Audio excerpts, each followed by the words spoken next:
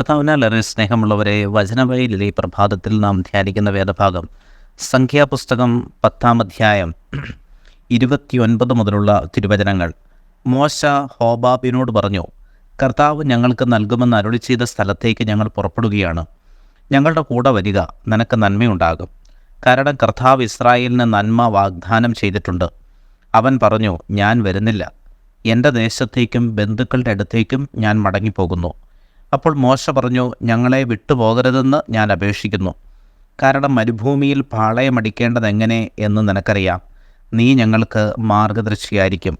നീ ഞങ്ങളോടുകൂടി വരികയാണെങ്കിൽ കർത്താവ് ഞങ്ങൾക്ക് നൽകുന്ന സമൃദ്ധിയിൽ നിനക്കും പങ്ക് ലഭിക്കും. പ്രിയപ്പെട്ടവരെ, മോശ തൻ്റെ ബന്ധുവായ ഹോബാബിനോട് നീയും ഞങ്ങളുടെ കൂടെ വരിക എന്ന് പറഞ്ഞു. എന്നാൽ അവൻ വരാൻ തയ്യാറായില്ല. അപ്പോൾ കർത്താവിൻ്റെ ചില അഭിഷേകാത്മകമായ അനുഗ്രഹവും അതിൻ്റെ വാഗ്ദാനങ്ങളും മോശ ആ വ്യക്തിക്കും വാഗ്ദാനം ചെയ്തു. അപ്പോൾ അവൻ അതിനെ നിരസിച്ച് അവൻ്റേതായ വഴിയിൽ പോയി എന്നാണ് നാം മനസ്സിലാക്കുന്നത്. അപ്പോൾ ഇവിടെ മോശ കർത്താവ് നൽകിയ കൽപ്പനയനുസരിച്ച് ഒരു ദേശത്തേക്ക് പുറപ്പെടുമ്പോൾ തൻ്റെ കൂട്ടായ്മയിലായിരിക്കുവാൻ അവൻ ചിലരെ വിളിക്കുകയാണ്. ഇത് വലിയൊരു ആത്മീയ അനുഭവമാണ്. കൂട്ടായ്മയിലുള്ള ശുശ്രൂഷകൾ വളരെ പ്രധാനപ്പെട്ടതാണ്. ദൈവം നമുക്കൊരു നിയോഗം തരുമ്പോൾ ആ നിയോഗത്തെ ഒരു കൂട്ടായ്മ അനുഭവത്തോടു കൂടി കാണാൻ നമുക്ക് സാധിക്കണം.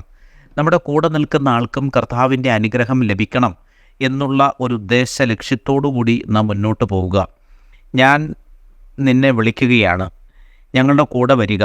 കാരണം ഞങ്ങൾക്ക് നന്മയുണ്ടാകുമെന്ന് കർത്താവ് അരുളി ചെയ്തിട്ടുണ്ട്. അതുകൊണ്ട് തന്നെ ഞങ്ങളുടെ കൂടെ നീ വന്നാൽ നിനക്കും ആ അനുഗ്രഹത്തിൻ്റെ പങ്ക് ലഭിക്കും. മാത്രമല്ല, ഈ ഹോബാബ് കൂടാരമടിക്കാൻ മിടുക്കനായ വ്യക്തിയാണ്. അവൻ തങ്ങളുടെ കൂടെ വന്നാൽ കൂടാരത്തിൻ്റെ പണി പെട്ടെന്ന് നടക്കുമെന്ന് മോശ വിചാരിച്ചു. അതും മോശയുടെ ധാരണയിൽ ഒരു വ്യത്യാസമുണ്ടാകാൻ വേണ്ടി കർത്താവിൻ്റെ ഒരു പദ്ധതിയായിരുന്നു. ചില മാനുഷിക സഹായങ്ങളെ ആസ്പദമാക്കി ഒരു യാത്ര തുടർന്നാൽ അത് ശരിയായ രീതിയിൽ പൂർത്തീകരിക്കാൻ പറ്റുകയില്ല എന്ന് കർത്താവിനറിയാം. അതുകൊണ്ട് ചില തടസ്സങ്ങൾ മോശയുടെ വഴിയിൽ ദൈവം അനുവദിക്കുകയാണ്. മോശയുടേതായ രീതിയിൽ ഒരാളെ കൂടെ കൂട്ടാൻ ശ്രമിച്ചു. കാരണം ഈ പോകുന്ന വഴികളിലൊക്കെ കൂടാരമടിക്കുവാൻ ആരെങ്കിലും ഉണ്ടെങ്കിൽ പണി വളരെ എളുപ്പമാകും. അവന് പരിചയമുള്ളതുകൊണ്ട് ഈ പണി വളരെ എളുപ്പത്തിലാകുമെന്ന് മോശ കരുതി.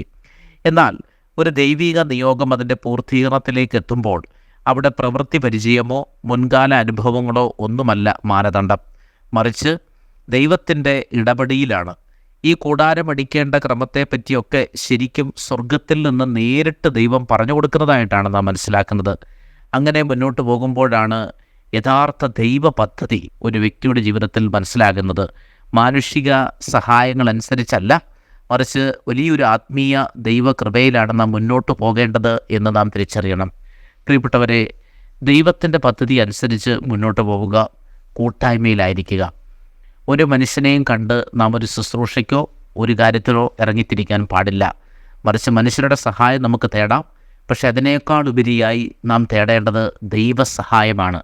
ആ ദൈവസഹായമാണ് നമ്മെ വലിയൊരു ദൈവീക തലത്തിലേക്ക് എത്തിക്കുന്നത്. കർത്താവ് നമ്മുടെ ദിവസത്തെ അനുഗ്രഹിക്കട്ടെ. സ്നേഹപൂർവ്വം ആദർശിച്ച്.